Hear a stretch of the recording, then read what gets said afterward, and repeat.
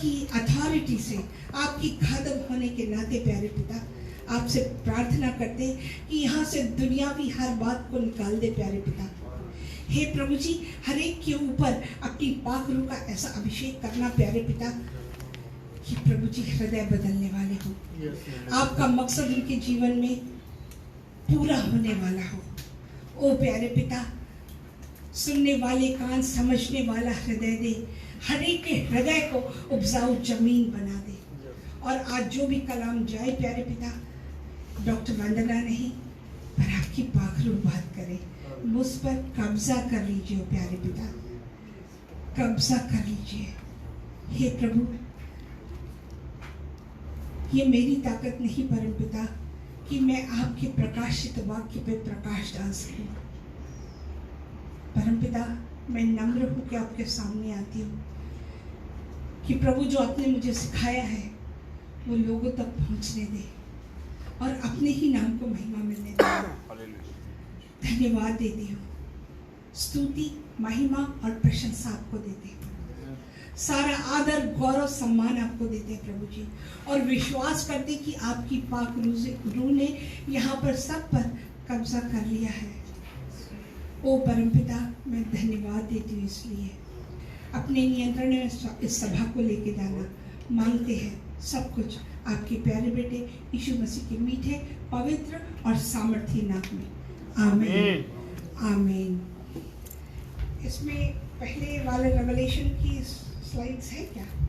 Anyway, हमने last जो प्रकाशित वाक्य के पहले अध्याय में देखा था कि खुदा ने किसी मकसद से यूसुफ को बनाया था, नूह को बनाया था, किसी मकसद से दाऊद को बनाया था। ठीक वैसे ही उसका हम सबसे मकसद है, और उसके मकसद को पूरा करने के लिए हमें उसके वचन में दृढ़ होना बहुत ज़रूरी है। अगर हम उसके वचन में दृढ़ नहीं होते हैं तो हम उसके कार्य को पूरा नहीं करते हैं। तो आप देखेंगे, पावर पॉइंट दिया नहीं मैंने, सॉरी।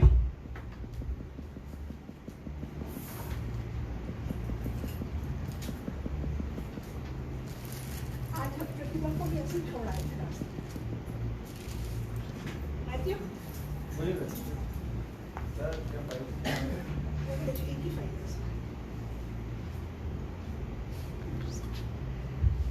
आज ड्यूटी भी थी, ड्यूटी करके आए, फिर पता लगा कि दिलीप भाई ने रोटी का ऑर्डर नहीं दिया, फिर ये बच्ची रोटी लाने गई, तो भाग दौड़ हो गई थोड़ी, उसमें ही सारे काम कई बार उथल पुथल हो जाते हैं। एनीवे, परमपिता परमेश्वर नियंत्रण में है और वह अपने कार्य को पूरा करता है।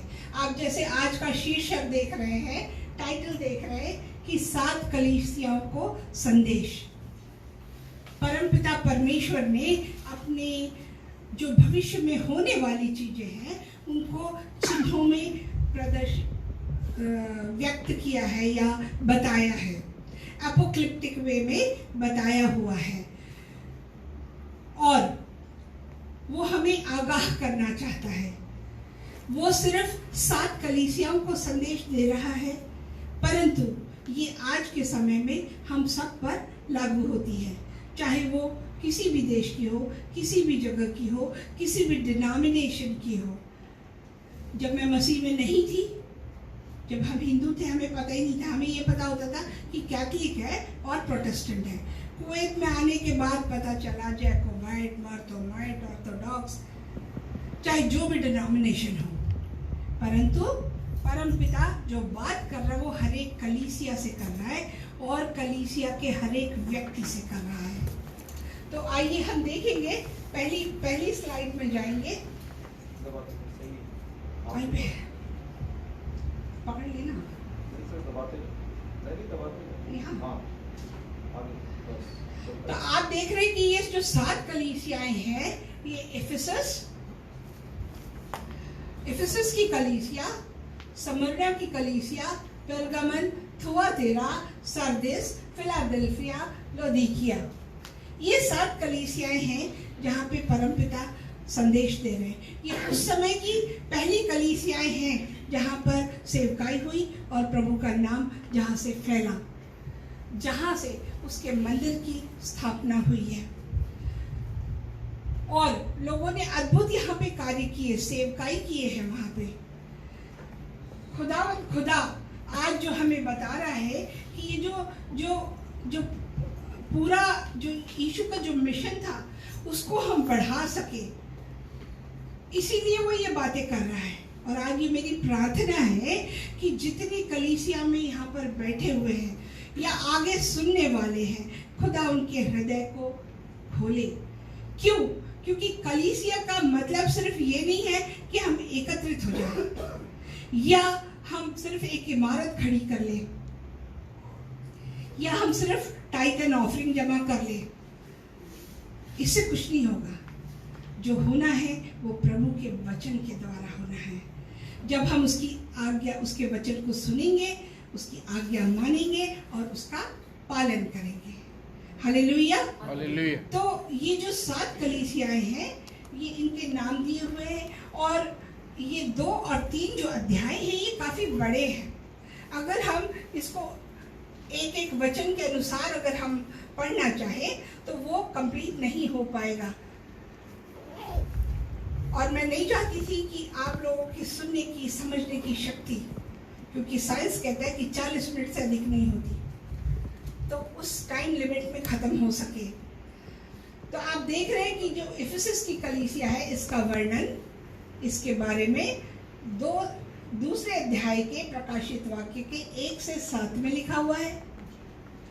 स्मिर्ना का जो वर्णन है, जिसके बारे में दूसरे अध्याय के प्रकाशित वाक्य के 8 से 11 तक लिखा हुआ है। अच्छा होगा कि आप लोग लिखें उसको, क्योंकि हम सब साधारण इंसान हैं, हमारी याद रखने की शक्ति कम होती है। तो अच्छा है कि हम लिख लिया करें, तभी तो हम सीखेंगे, स्टूडेंट बने उसके वचन के। फिर गमुम की कलीसिया प्रकाशित वाक्य दूसरे अध्याय की 12 से 17 में इसके बारे में लिखा हुआ है। थुआतीरा की प्रकाशित वाक्य 2 के 18 से 29 में लिखा हुआ है। सरदीस की कलीसिया, इसके बारे में तीसरे अध्याय के 1 से 6 में लिखा है। और फिलाडेल्फिया के बारे में प्रकाशित वाक्य के तीसरे अध्याय के 7 से 13 में, और लौदीकिया के लिए 3 अध्याय के 14 से 22 में। और जब प्रभु इनको संदेश दे रहे तो यहाँ पे कुछ अच्छाइयाँ थी, कुछ बुराइयाँ थी जो प्रभु के दिल को दुख देती थी, और इसी वजह से ये बात कर रहे हैं परमपिता, चिन्हों में, एपोक्लिप्टिक वे में, दर्शन के रूप में। और आप जानते हैं कि ये दर्शन पॉटमस नाम के जगह पर यूहन्ना उसके चेले को दिया गया था। अब जब ये कलीसियाएं, जिसमें अच्छा और बुरा दोनों पाया जा रहा है, कहीं वे भटक रही हैं, तो ये सिर्फ इन कलीसियाओं तक नहीं है। आज कितने साल हो गए, अगर हम देखें तो विचार करने वाली बात है और सीखने वाली बात है कि जब से पूर्ण रूप से कलीसियाओं का प्रचार हो रहा है, कलीसियाएं काम कर रही हैं, तो अच्छी तरह से काम करते हुए अगर हम देखें तो 60 साल में ये जो विचार करने वाली बात है कि इन कलीसियाओं में कहीं समस्याएं आई हैं। और जब यहाँ पर ये गलत काम हो रहा है, जब यहाँ भटक गए, तो आज के समय में कितनी कलीसियाएं, कितने डिनोमिनेशन हैं, तो आप कल्पना करके देखें, सोच के देखें कि क्या हाल होगा। और ये वास्तविकता है कि आज कलीसियाओं में डिवीजन है, एकता नहीं है। इमारतें, लोग आते हैं, पैसों की मांग करते, इमारतें बनाते, पर वो जीवंत कलीसिया नहीं, मुर्दा कलीसिया है। टाइथ ऑफरिंग एकत्रित कर लेंगे स्वतः के फायदे के लिए। निकोलियाई की तरह का संदेश होगा कि मैं बड़ा हूँ, मैं कर रहा हूँ, मेरे कारण लोग आ रहे हैं, मैंने इतने लोगों को बपतिस्मा दिया। मैंने ये अनुभव किया कि अच्छे अच्छे पासवान ये कहते कि आप हमारे बारे में बताएं ना कि हम क्या काम कर रहे हैं। परमेश्वर ये नहीं चाहता प्रियो, और यही वजह है कि वह 7 कलीसियाओं के साथ साथ हम सबसे बातें कर रहा है, दर्शन के रूप में, एपोक्लिप्टिक वे में, चिन्ह के रूप में। अब इन कामों को हम 4 प्रकार से देखेंगे, 4 बातों में। प्रत्येक कलीसिया में 4 बातें हैं और उनकी तरफ हमको गौर करना है। वो 4 बातें कौन सी है? उनके अच्छे काम, आप देख सकते हैं यहाँ पे लिखा हुआ है। नेक्स्ट टाइम से कोशिश करेंगे कि इंग्लिश में रहे। और दूसरा, उनके पाप हर कलीसिया में है। अगर कोई कहे कलीसिया कि हम परफेक्ट है, तो परफेक्ट कोई नहीं है, इंसान ही नहीं है परफेक्ट, तो कलीसिया कहाँ से? और उसकी कलीसिया में और आप है। इनका पाप, और जब हम पाप करते हैं तो खुदा को नाराज करते हैं। तो यीशु का क्रोध, यीशु का क्रोध, उसका गुस्सा। और चौथा जो है इसका परिणाम। बाइबल कहती है कि अपनी अपनी सूली उठा के हमको चलना है। अगर हमने कोई काम किया है तो उसका परिणाम हमको भुगतना पड़ेगा।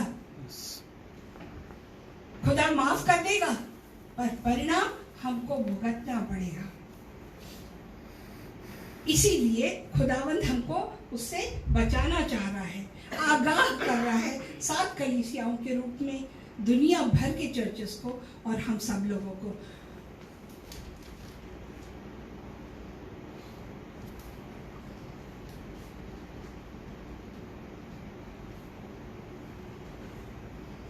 जो हमने 7 कलीसियाएं देखी, इसमें स्मुरना और फिलाडेल्फिया ये पूर्ण रूप से दोष रहित है।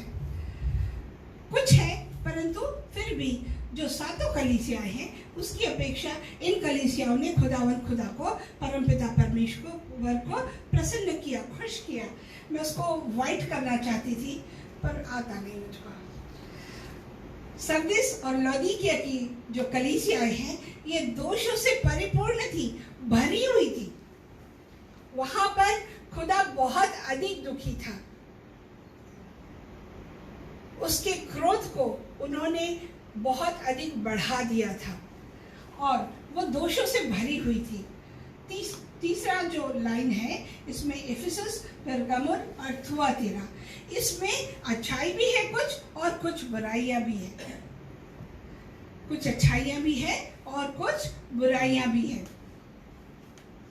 हम इनको देखेंगे कि मैं तेरे काम और तेरे परिश्रम, तेरे धीरज को जानता हूँ और यह भी कि तू बुरे लोगों को देख नहीं सकता और जो अपने आप को प्रेरित कहते हैं और है नहीं, उन्हें तूने परख कर झूठा पाया है। अगर हम इस बात को देखें कि परमपिता परमेश्वर के कुछ सिद्धांत है, कोई तरीका है जांचने का, वो परमपिता परमेश्वर उसमें आपको बता रहे हैं कि क्या क्या किया है आपने, क्या क्या किया हुआ है। कि वो कह रहे हैं परमपिता परमेश्वर कि हमारे छोटे से छोटे काम को वो जानता है, हमारे परिश्रम को जानता है। अगर आज अशरफ साहब ने इन बहनों को लेके आए हैं, उन्होंने देखा है उनकी मेहनत को। अगर वो रीच आउट करते तो उन्होंने देखा है। अगर प्रतिभा खाना बनाती तो उसने उनके काम देखे हैं। उसके हृदय को वो जानता है, परखता है वो कि वो किस हृदय से बना रही है। आप बुड़बुड़ा के काम कर रहे हैं कि प्रसन्न होके, खुश होके काम कर रहे हैं, इन बातों को देखता है। आपने धीरज रखा कि नहीं? कई बार हमारे जीवन में ऐसे काम हो जाते हैं कि गुस्सा आ जाता है, ऐसा लगता है कि सब कुछ व्यर्थ है, कुछ कर लो, यहाँ से बाहर चले जाओ, निराशा आ जाती है। परंतु खुदा अपेक्षा करता है कि धीरज, तो कहते तुमने धीरज रखा है। खुदा ने खुद हमारे लिए धीरज रखा। हम में से कोई भी पाक साफ नहीं। और खूबी ये है कि परमपिता ने एक कलीसिया को दूसरे कलीसिया से कंपेयर नहीं किया। उसने ये नहीं कहा कि अशरफ का काम अच्छा है या वंदना का काम अच्छा है। सबको वो एक जैसा देखता है। अगर वो ये नहीं देखता कि प्रतिमा ने खाना बनाया, ये नहीं देखता कि अनोश ने टाइथ काउंट किया, ये नहीं देखता कि विकी राकेश ने रवि ने खाना बांटा है। वह सबको देख करके समझ जाता है कि कौन सा काम कर रहे हैं, कौन से हृदय से आप काम कर रहे हैं और आपने धीरज रख के काम किया है या नहीं, किस हृदय से काम किया है कि नहीं। वो यह भी कि तू बुरे लोगों को देख नहीं सकता और अपने आप को प्रेरित कहते हैं और है नहीं। कई बार ऐसा हो जाता है कि सुपरफिशियल ऊपरी तौर पे हम बहुत बातें कर जाते हैं, परंतु हमारा अंदर ही गंदा होता है उद्देश्य। अगर कोई कह दे किसी, जैसे मैंने अभी आपको प्रमोशन की बात बताई, कोई अगर किसी को आप ये गुड न्यूज़, हाँ मन में ओके बधाई हो बधाई, और मन में क्या हुआ, 100 गालियां दे डालते हैं, कई बुरी बातें सोच लेते हैं। ऊपरी खुदावंद इस बातों को परखता है। हालेलुया। तो धीरज धरता और मेरे नाम के लिए दुख उठाते उठाते थका नहीं। डू यू थिंक, आप क्या सोचते हैं कि अगर हम में से, मैं इसीलिए कलीसिया का उदाहरण दे रही हूँ, लोगों का उदाहरण दे रही हूँ कि हम जाने कि वो कैसे करते हैं, धीरज रख के दुख उठाते हैं। एक कहावत है इंग्लिश में, नो पेन नो गेन। अगर आपने कष्ट ही नहीं उठाया तो आप काम नहीं कर सकते और पैसा नहीं कमा सकते, अपने परिवार का पेट नहीं भर सकते। तो अगर आपने प्रभु के लिए दुख उठाया है तो उसको देखता है वो, और उसकी नजरों में आपके द्वारा किया हुआ छोटे से छोटा कार्य बहुत महत्व रखता है। दुनिया वालों के लिए चाहे वो हो सकता है कि बड़ा ना हो, परंतु अगर आपने उसके लिए छोटा सा भी कार्य किया है तो वो उसको आदर करता है और उसका रिवॉर्ड आपको देता है, इनाम आपको देता है। तो कलीसियाओं के अच्छे काम हम देखेंगे। प्रकाशित वाक्य 2 अध्याय उसके 2 वचन में लिखा है, बुराई को पहचान लेना या परखना। कोई पढ़ना चाहेगा? पढ़े।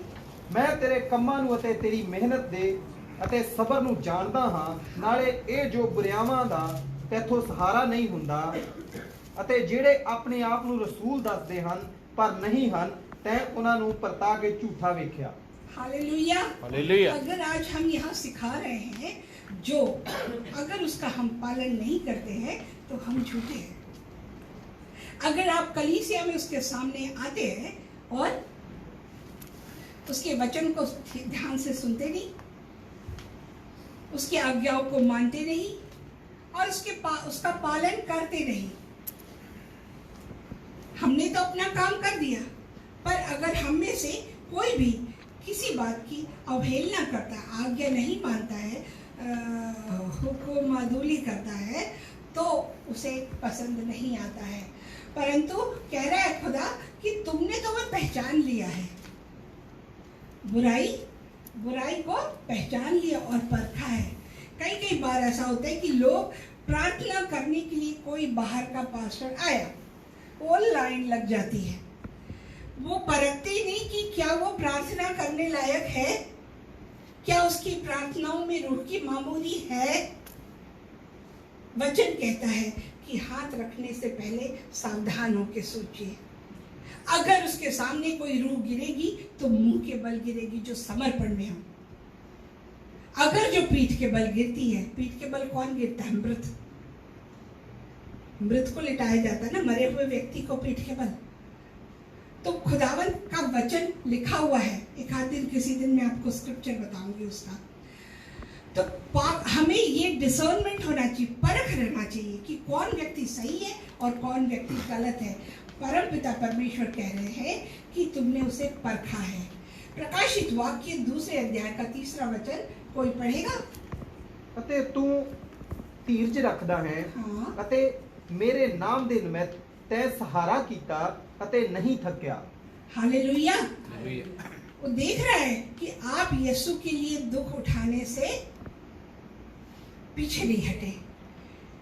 जब मैं नई मसीह में आई और लानत मुझे कहते थे कि तुम्हें क्या है, तुम दुआ कर लो, क्यों नहीं तुम्हारे बेटे का काम हो रहा है आनंद के लिए। जब उसको जॉब नहीं थी, ताने मारने पड़ते हैं। लोग कहते हाँ तुमने ये काम किया, इसमें कौन सी बड़ी बात है, कोई भी कर सकता है। परंतु नहीं, वचन कहता है कि तुमने नहीं मुझे चुना, पर मैंने चुना है ताकि तुम वो फल लाओ जो नष्ट ना हो, नाश ना हो। और जब वो चुन लेता है तो वो तैयार करता है, और जब तैयार करता है तो आप उसको वादा करते हैं कि I had decided to follow Jesus, no turning back. आप उसके लिए हर कुछ करने के लिए तैयार हो जाते हैं। कई बार एक बच्चे की तरह मैं उसके सामने आती हूँ और पूछती हूँ, खुदावंदा ड्यूटी करके as everything is there, so many thing, blah blah blah, थक जाती हूँ। खुदावंद, कई बार ऐसा लगता है कि स्ट्रेस में हूँ, थक गई हूँ। फिर उससे मांगती हूँ कि परमपिता आपने चुना है तो अपनी रूह की उपस्थिति रखिए और मुझे तैयार करिए, और वो करता भी है। हालेलुया। तो कहने का मतलब है कि छोटे से छोटा काम करने में भी आपको कोई ना कोई कष्ट होता है। हम बाहर निकल जाते हैं, इनोश मनी काउंट करता है, कैश चर्च की, कष्ट उठाता है। हम तो बाहर चले गए, ये बच्ची खाना बनाती है, भाई कीबोर्ड बज जाते हैं, हमें नहीं आता है, तो हर एक का है, तबला बजाते, हर एक की मेहनत उठाते हैं, हम उसकी परस्तिश में महिमा करते हैं, रूह में उठते हैं, तो ये बड़ी जिम्मेदारी, ये कष्ट उठा के करते हैं। And he notices all that, वो देखता है इन सब बातों को। कहते तूने यीशु के लिए दुख उठाया है। प्रकाशित वाक्य 3:13, मैं जानता हाँ तू उथे वसदा है, सॉरी 3:13, सॉरी प्रकाशित वाक्य 2:13 मैं जानदा हाँ तू उथे वसदा है जिथे शैतान दी गद्दी है ਅਤੇ तू तकड़ाई नाल मेरा नाम फड़ी रखदा है ਅਤੇ अंतिपास जो मेरा गवाह ਅਤੇ मेरा मातबर जन सी। Hallelujah, hallelujah. आज आपके चारों तरफ उसके पाक लहू का बाड़ा है। आप कहते हैं कि जब खुदावंद मेरे साथ है तो मेरा दुश्मन क्या बिगाड़ सकता है। When God is with us, who can go against us?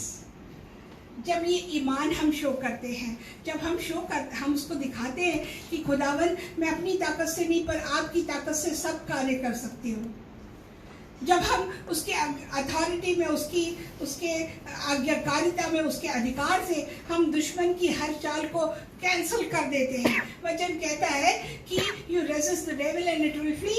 अगर शैतान का सामना करो तो शैतान भागेगा। जब आप ऐसे करते हैं तो आप खुदा को अपना ईमान दिखाते हैं, उसके प्रति विश्वास को दिखाते हैं, और जब हम अपने विश्वास से टलते नहीं तो खुदा हमें आशीष देता है। हालेलुया।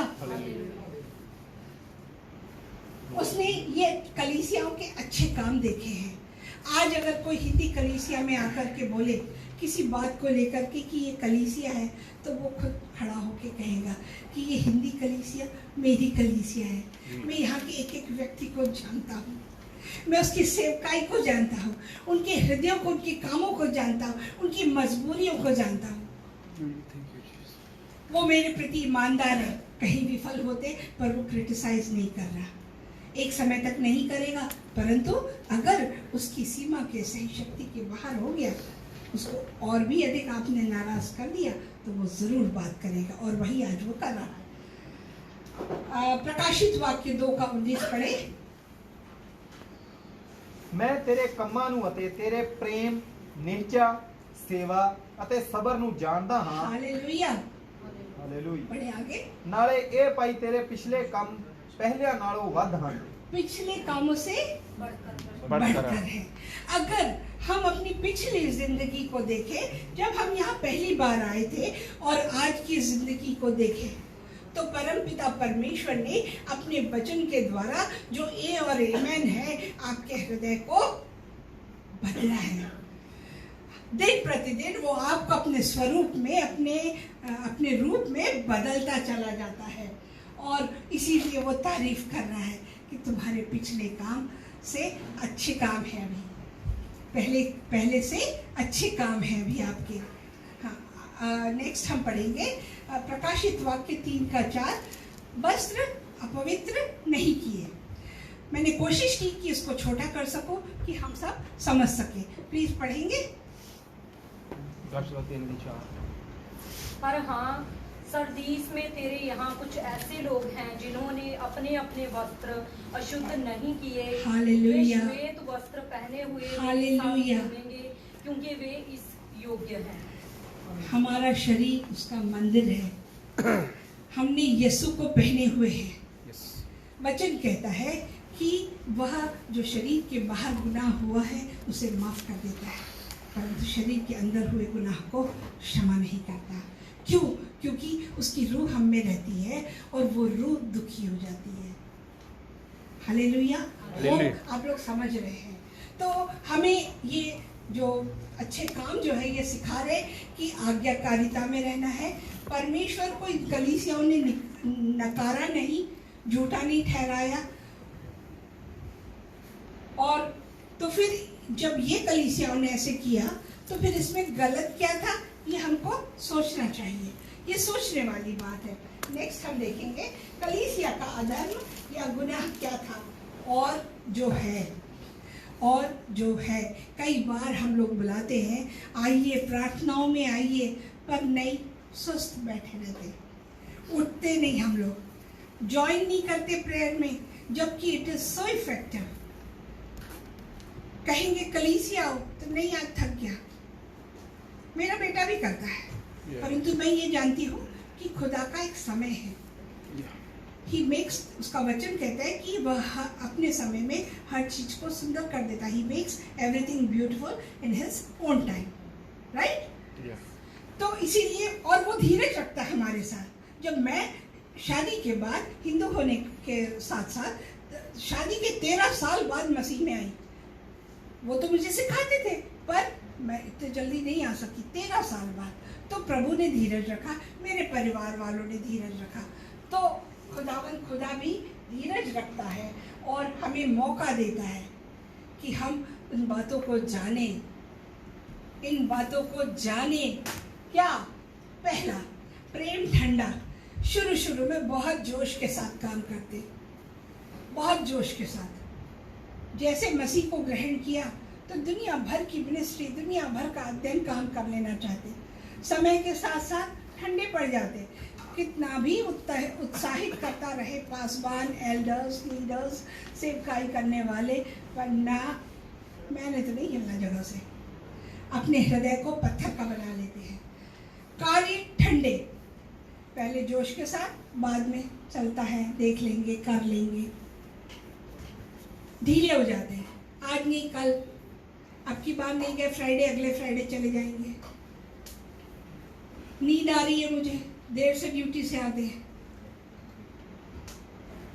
तो हम एक्सक्यूजेस ढूंढते हैं। कार्य ठंडे, धन की लालसा, हम वो काम करते हैं जहां हमें कुछ मिलता है, पर परमपिता परमेश्वर के सामने अगर धन की लालसा के साथ हम कार्य करेंगे तो आपकी सेवकाई कबूल नहीं होती। क्योंकि जब आप उसके लिए कार्य करते हैं, रिवॉर्ड उसकी तरफ से आता है। कहता है वो कि आपकी छोटी सी छोटी मेहनत को, किए हुए कार्य को वो इग्नोर नहीं करेगा। He will reward you. ये उसका बात है, उसका वचन है कि he is not irrespective of the work you are doing towards his kingdom. आप उसके राज के लिए जो कार्य करते हैं उसका आदर करता है वो। तो कह रहा है कि धन की लालसा, आज यही हो गया है बहुत जगह। 5 बार चर्चेस धन के पीछे लगे हुए कि वे कैसे धन को जमा कर लें। वो धन स्टोर हाउस का है खुदा के, और उसको खुदा के कार्य के लिए इस्तेमाल करना है, उसको भूल करके वे स्वार्थ में लग गए। ये मैं किसी को अकेले को नहीं पॉइंट आउट कर रही हूँ, ये 7 कलीसियाओं में से खुदा बातें कर रहा है। अधिकार का घमंड, इसको वचन में लिखा है कि निकोलियों का स्वभाव या वो सेवकाई, इसका आप पढ़ सकते प्रकाशित वाक्य 2:6, अगर पढ़ सकते तो निकाले जल्दी से। पर तेरे ਵਿੱਚ ਇੰਨਾ ਤਾਂ ਹੈ ਭਾਈ ਤੂੰ ਨਿਕਲਾਈਆਂ ਦੀਆਂ ਕੰਮਾਂ ਤੋਂ ਸੂਗ ਕਰਦਾ ਹੈ ਜਿਨ੍ਹਾਂ ਤੋਂ ਮੈਂ ਵੀ ਸੂਗ करदा हां। हालेलुया। हालेलुया। तो ये उद्देश्य नहीं होना चाहिए। कई बार ऐसा, कई बार क्या, बहुत बार हुआ है, मैंने देखा है कि जब भारत में, इंडिया में, क्योंकि मैं इंडिया से ताल्लुक़ रखती हूँ तो मैं वो बात कर रही हूँ। एक पासवान को बुलाना था, पहले उन्होंने बात की रहने का इंतज़ाम, खाने का इंतज़ाम और उनको कितना मिलेगा। अगर इंडिया और पाकिस्तान जैसी कंट्रीज़ या पुअर कंट्रीज़ में अगर कहीं कोई जाता है तो उनकी करेंसी की वैल्यू की हम उनको रिवॉर्ड या इनाम या गिफ्ट नहीं दे सकते। और उस व्यक्ति ने मना कर दिया। कई बार ऐसा होता है कि लोग आके बोलते हैं हमने इतने लोगों को बपतिस्मा दिया, आप बताएं लोगों को, मैं यहाँ जाता हूँ, मैं फलानी जगह जाता हूँ, मेहनत करता हूँ, तो आप अपने नाम को महिमा दे रहे। घमंड है आप में कि मैं कलीसिया चला रहा हूँ, मैं म्यूज़िक बजा रहा हूँ, या मैं लीड कर रही हूँ, चरवाहे का काम कर रही हूँ। गलत। ये प्रभु की दया अनुग्रह है कि जो वो हमें इस्तेमाल करता है। हालेलुया। हमें घमंड नहीं करना है, अगर करना है तो यीशु पे करना है, और अगर सेवकाई करनी तो सिर्फ यीशु की, कि हम कहीं भी ना बढ़े। हम गीत गाते हैं कि वो बढ़े मैं घटूं, तो अगर हम धन की लालसा रखेंगे तो कहाँ से बढ़ेंगे। हालेलुया। जहाँ यह बात आ गई तो खुदावंद खुदा एक समय तक वो मापने वाली डोर को छोड़ता रहता, ढीला ढीला करके। अगर नहीं हुआ तो वो खींच लेगा और आप धराशायी हो जाएंगे। हालेलुया। इज़बेल की आत्मा, व्याभिचार की आत्मा, मृत प्राय कलीसिया कितना इनकरेज करते हैं। सॉरी, मैं किसी को फिर से पॉइंट आउट नहीं कर रही। हम कहते आइए प्रार्थना में, हम कहते कलीसिया में आइए, नहीं।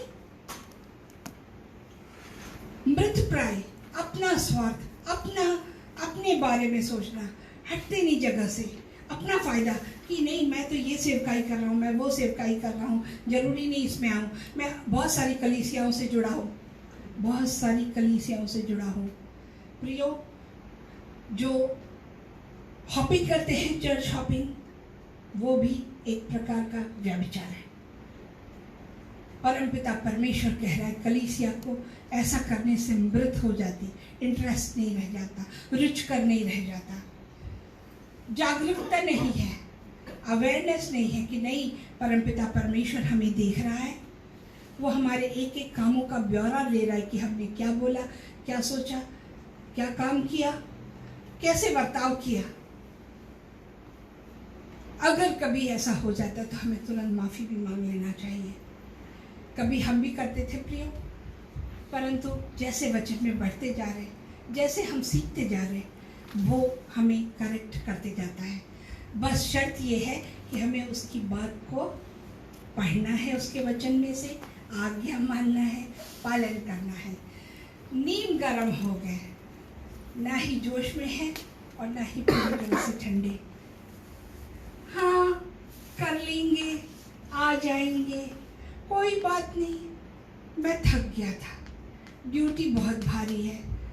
कई कारण दे जाते हैं, इंटरनेट नहीं है, मोबाइल में स्पेस नहीं है, बहुत ढेरों कारण दे देते हैं। नीम गरम मसीही, ये नीम गरम मसीही के लक्षण हैं। हमें हर रुकावट, हर रोड़े को दूर करना है यीशु के नाम से, और उसकी उपस्थिति में जब जब आने का मौका मिले तो हमें आना चाहिए।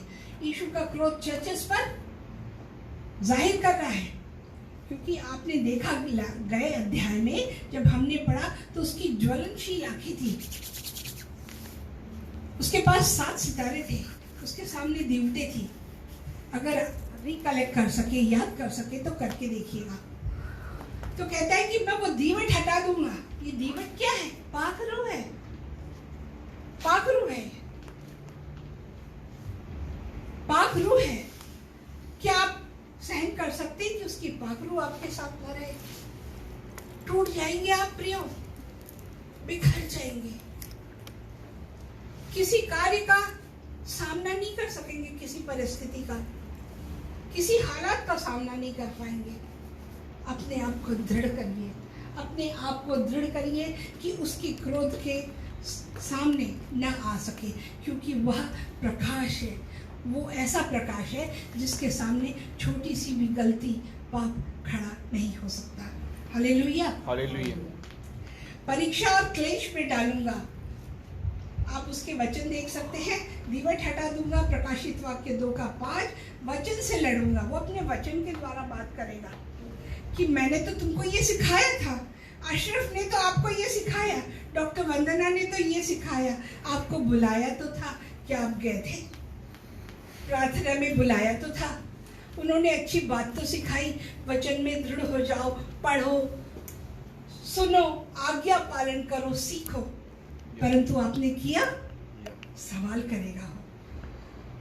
और जब वो सवाल करेगा तो कह रहा है कि वचन से लड़ूंगा।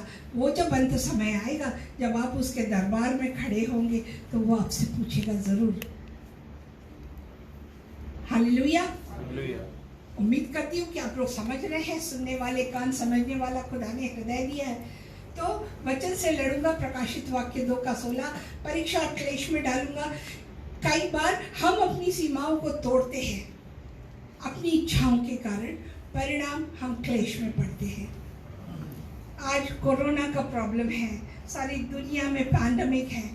हमने गुनाह किया, वचन में लिखा हुआ है कि अगर गुनाह करेगा तो वो हम पर सजा, पनिशमेंट लाएगा ही। तो क्लेश में डालूंगा, प्रकाशित वाक्य 2:22, और मैं तुझ पर आ पड़ूंगा। बस मुसीबत आपको समझ में नहीं आएगा कि ये क्या हो रहा है। अब क्या करेंगे? हवा उड़ जाना बोलते, वो अचानक से आएगा तो फिर क्या होगा? अचानक से मुसीबत आपके ऊपर ला करके, क्योंकि हमने उसके वचन को नहीं माना, अपनी सीमाओं को हमने क्रॉस किया। आज कई बार आप देखें, उत्पत्ति की किताब जेनेसिस में परमपिता परमेश्वर ने नदियों की सीमाओं को बांधा, पर्वत को एक जगह पे रखा, पृथ्वी का एक लिमिटेड स्थान है। क्यों? अगर ये सब अपनी सीमाओं में नहीं रहते, या सूर्य ऊपर न रहता, एलिमेंट के रूप में नीचे होता, तो क्या होता? प्रलय, नाश। हालेलुया। तो उसने ये सब करके रखा हुआ है। तो अगर हम उसकी आज्ञाओं को नहीं मानते हैं और उसकी मर्जी के अनुसार अगर कलीसियाएं नहीं चलती है, तो मैं तुझ पर आ पड़ूंगा। प्रकाशित वाक्य 3:3 कहता है, अपने मुंह से उगल दूंगा। अगर आपको कोई चीज पसंद नहीं आती तो आप क्या करते हैं? You get up fast. अच्छा खाना नहीं है, जाके बाहर या ऐसा होता है। अगर आप उसके मन के लायक कार्य नहीं कर रहे, अगर आप उसके जोश जैसे उसने भरा हुआ है वो कार्य नहीं कर रहे, तो वो आपको, अगर साधारण भाषा में बोल दिया, सुनने में अच्छा नहीं लगता, वो आपको थूक देगा। हालेलुया। उगल देगा, वॉमिट कर देगा। प्रियो, ये खुदावंद खुदा का राज है, उसका वचन है, उसको पढ़िए, सुनिए, समझिए, आत्मसात करिए, समझिए। और नेक्स्ट जल्दी खत्म करती हूँ। जो जय पाए उसका परिणाम, जीवन का फल खाने दूंगा। प्रकाशित वाक्य 2:7, दूसरी मृत्यु से हानि नहीं होगी, मतलब आग की झील में नहीं डाले जाएंगे। 2:11, मन्ना, श्वेत पत्थर, मतलब व्हाइट थ्रोन जजमेंट। और एक नाम देगा वो, जिस नाम का किसी को पता नहीं होगा। एक नाम लिखा हुआ है उसमें। प्रकाशित वाक्य 2:17, जाति पर अधिकार, लोहे का राजदंड, भोर का तारा। आपने देखा कि उसके हाथ में 7 तारे हैं, जो उसके लिए कार्य करता है, उसकी सेवकाई सच्चे हृदय से करता है। जो कलीसिया उसके सामने परफेक्ट है, वो उसको इस प्रकार से रखेगा। जो 7 तारे हैं, 7 कलीसियाओं के हेड्स को, उसके प्रचारक को दर्शाते हैं। जीवन की पुस्तक में नाम आपका लिखा जाएगा। जीवन की पुस्तक क्या है? अनंत जीवन। अपना नया नाम दूंगा, आप अपने नाम से नहीं जाने जाएंगे, यीशु के नाम से। प्रकाशित वाक्य 3:12, सिंहासन पर बिठाऊंगा। कहा कि तुम मेरे जहाँ वो बैठा हो वहाँ पे हम जाके बैठेंगे और जातियों का न्याय करेंगे। ये जो 7 कलीसिया है, ये हेयर पिन जो हम लोग लगाते हैं, ये ठीक उस तरह से, और आज के समय में टर्की में है 7 कलीसिया है। यीशु की चर्च से जो अपेक्षा है, 1 कुरिन्थियों 1:2 में लिखा है, परमेश्वर की उस कलीसिया के नाम जो कुरिन्थस में है, अर्थात उसके नाम जो मसीह यीशु में पवित्र किए गए और पवित्र होने के लिए बुलाए गए, और उन सब के नाम भी जो हर जगह हमारे और अपने प्रभु यीशु मसीह के नाम से प्रार्थना करते हैं। सुन लीजिए, प्रभु यीशु मसीह के नाम से। इफिसियन के 1:23 वचन में लिखा है, यह उसकी देह है और उसी की परिपूर्णता है जो सब में सब कुछ पूर्ण करता है। अगर हम उसकी कलीसिया के कार्य में किसी भी प्रकार का अड़ंगा, रुकावट या भेद लाना चाहेंगे तो वो देखेगा। उसकी अपेक्षा है कि हम ऐसा ना करें। फिर इफिसियन 5:27 में लिखा हुआ है कि और उसे एक ऐसी तेजस्वी कलीसिया बनाकर अपने पास खड़ी करे जिसमें न कलंक, न झुर्री, न कोई ऐसी वस्तु हो, वरन पवित्र और निर्दोष हो। मतलब ये कलीसिया यीशु के स्वरूप में बदल जानी चाहिए। आगे का है इफिसियन 2:7 कि वह अपनी उस कृपा से जो मसीह यीशु में हम पर है, आने वाले समयों में अपने अनुग्रह का असीम धन दिखाए। कई बार इस कलीसियाओं को लोग अनुग्रह को फॉर ग्रांटेड लेते हैं। ग्रेस पीरियड में है तो हम कुछ भी गुनाह कर सकते हैं, गलत है ये। इफिसस की कलीसिया की विशेषताएं, खासियत उसमें लिखे हुए हैं कि 4 ट्रेड रोड निकले हैं और इसलिए ये एशिया का गेटवे कहलाता है। ग्रीक की देवी आर्टेमस, रोम की देवी डियाना के प्रार्थना का केंद्र था। पौलुस ने यहाँ 3 साल सेवकाई की। यीशु इफिसस की कलीसिया में आत्मिक परख थी। वे रूहानी अगुओं को उनके सिद्धांत और व्यवहार या स्वभाव से परख लेते थे। इफिसस की कलीसिया के कार्य जो आप सुन चुके हैं, पढ़ चुके हैं आगे, अब मैं डायरेक्ट जाऊँगी आगे। ये पेरगमन की कलीसिया है, ये बिजनेस का एरिया था। यहाँ से बहुत बड़े बड़े काम हुए। मेरलोबान जो खुदा के लिए ले आया गया था, यहाँ पर बहुत अधिक मात्रा में मिलता है। अलेक्जेंडर ने इस शहर की नींव डाली थी। यहाँ विज्ञान, चिकित्सा, स्कूल और ओलंपिक खेलों की मेज़बानी यहाँ पे कई बार हुई। और आपको बता दूँ, यहाँ पर पॉलीकार्प बिशप की पीतल के बैल में डालकर उनको जला दिया गया था। तो इस प्रकार से कलीसियाओं में काम हुआ है, क्लेश हुआ है, परंतु फिर भी उन्होंने सेवकाई की। तो हमें भी इसी प्रकार से बनना है। विशेषताएं वो भी आपने पढ़ ली कि अच्छे कामों में। और ये पेरगमन के शहर के बारे में मैंने थोड़ा सा कलेक्ट किया था, परंतु अब नहीं मैं बता सकती। अंतिपस का घात किया गया था यहाँ पर। और यहाँ पर जो साइंस का क्योंकि स्कूल था, तो दवाइयों के 8वीं दुकानों में आप देखते हैं कि एक आशा होती है, उसके चारों तरफ सर्प लगा होता है। तो ये उसकी आराधना करते थे। वहाँ के जो लोग थे, लौट जाते थे, ज़मीन पर लेट जाते थे और वो उसके ऊपर सांप लौटते थे और उनको लगता था कि वो उनमें सामर्थ्य भरते हैं लोगों को चंगाई देने के लिए। हम शुक्र करते खुदा का। हम कहते हैं यहोवा राफा है, उसका लहू ही हमारे लिए सब कुछ है, जो शिफा दे देता है। और ज्यूस देवता को मानने वाले लोग थे। तो इस प्रकार से ये गलत काम हो रहे थे। इनकी ये जो कलीसिया में जो नक्काशीकारी है, इसमें जिजबेल की आत्मा, उससे रिलेटेड पिक्चर्स थे, तो जो लोगों को प्रोवोक करते थे, उत्तेजित करते थे और वो अपने राह को गुमराह होते थे।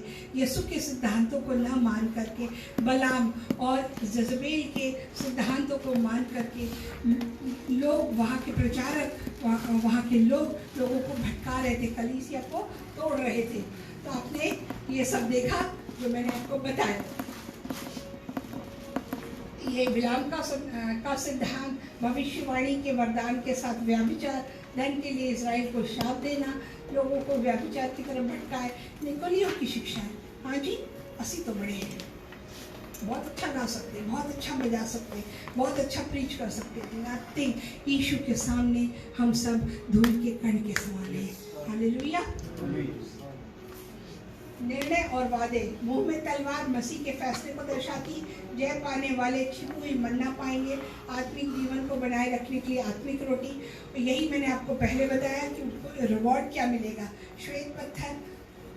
श्वेत सफ़ेद पत्थर का न्याय, प्रतिशोध, नया नाम, यीशु का संदेश और महिमा में प्रवेश, मतलब अनंत जीवन। तो यही सब कलीसियाओं के लिए है। और ये मैंने आप लोगों को जो टोटल सब बताया, आप लोगों को जो बताया कि जो अच्छे काम हैं, उनके पाप, उनके गुनाह, और उसका यीशु का क्रोध क्या था कि दिन गर्म होंगे तो थूक दूंगा। जो आपने स्लाइड देखे होंगे उसमें समझ में आया सिर्फ कि हम उसके वचन में दृढ़ हों। वचन कहता है कि इफ यू नो, इसमें सत्य लिखा हुआ है प्रियो, अगर आप सत्य को जानोगे तो सत्य आपको आजाद करेगा। If you know the truth, truth will set you free. सही है ना? तो इसीलिए खुदा हमको इन सब कामों के द्वारा 7 कलीसियाओं को संदेश देने के द्वारा आज हिंदी कलीसिया को भी संदेश दे रहा है।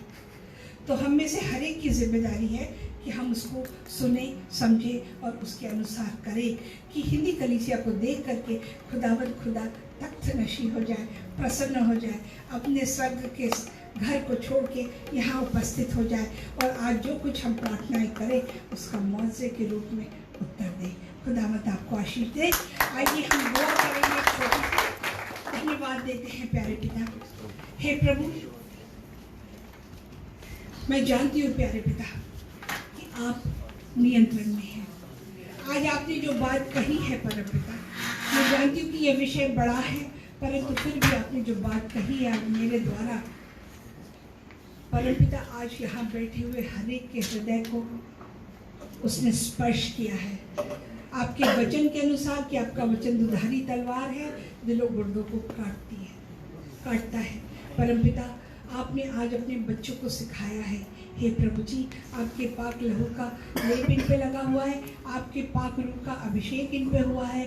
तो परम पिता, आज आपके अधिकार से मैं मांग लेती हूँ कि शैतान इनके हृदय में आज जो बात गई है 4 कामों के रूप में, वो प्यारे पिता वो छीनने ना पाए। होने दीजिए प्रभु जी कि हर एक हृदय आपके प्रति समर्पित हो। जब परमपिता आपके अधिकार से जो यहाँ पे चरवाहे खड़े हुए हैं प्रभु जी, अगर वे कोई बात इन बच्चों को सिखाते हैं, हमें वो रो दीजिएगा परमपिता कि हम वो सीख सके। प्रभु जी, हम आपसे सीखते हैं, आप ही के पास आके मांगते हैं परमपिता। हे प्रभु जी, इन्हीं के लिए नहीं, हम अपने लिए भी मांगते हैं, अशरफ साहब के लिए मांगते हैं, अपने परिवारों के लिए, अपने बच्चों के लिए, अपने बड़ों के लिए, बूढ़ों के लिए। हे प्यारे पिता, सब पर अपना अभिषेक करना, स्पर्श देना, और प्रभु जी अपने रूप में हमें ढाल करके जो आपने इनाम देने का निर्णय लिया है अपनी कलीसियाओं को, वो सब दीजिएगा प्यारे पिता, क्योंकि प्रभु जी हम आपकी कलीसिया है। धन्यवाद देते हैं, स्तुति महिमा प्रशंसा देते हो प्रभु जी। विश्वास करते हैं कि आज जो कुछ प्रार्थना में मांगा, आज जो कुछ हमने सुना, वो शैतान चुरा नहीं पाएगा, क्योंकि आपका पाक लहू लगा है। उसको हम ग्रहण कर लेते, पा लेते। धन्यवाद देते, स्तुति महिमा प्रशंसा देते, सारा गौरव आदर और सम्मान आपको देते। इस प्रार्थना को आपके प्यारे बेटे यीशु मसीह के मीठे, पवित्र और सामर्थी नाम से मांगते और पा लेते हैं। आमीन।